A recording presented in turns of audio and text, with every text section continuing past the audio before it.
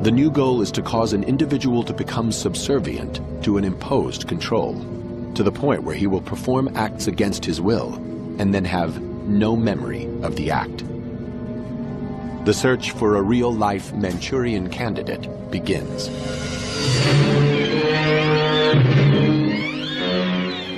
In the Hollywood classic directed by John Frankenheimer, a hypnotized soldier is programmed to assassinate a presidential candidate. Like a clip from the movie, the CIA attempts to create its own Manchurian assassins using hypnosis and drugs. You create this new identity inside that's hidden from the main part of the person by an amnesia barrier. And then using an access code, you can call out this new identity for whatever mission purpose. To produce such an assassin, the CIA faces two main challenges: how to induce amnesia and how to program in new behavior. In 1957, Dr. Ewen Cameron, an eminent psychiatrist in Montreal, believes he has the answers. The agency sought him out because they had noticed his work, in particular with two techniques: intensive electroshock and what he called psychic driving. Cameron applies his techniques under the guise of normal therapy.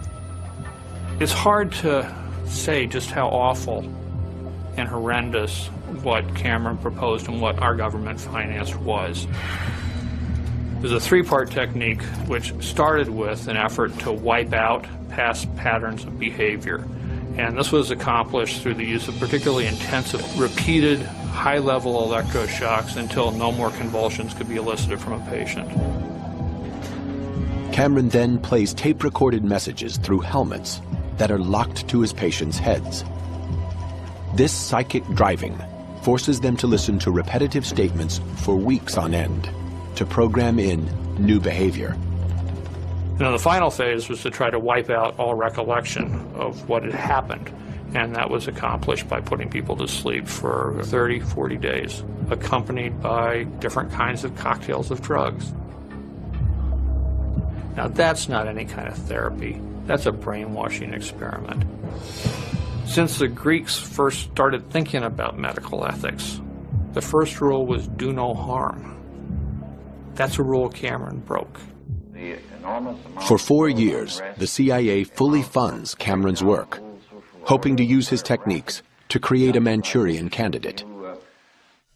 Psychiatrists throughout the nation, at hospitals, prisons, and some of the top universities, are similarly on the agency's payroll.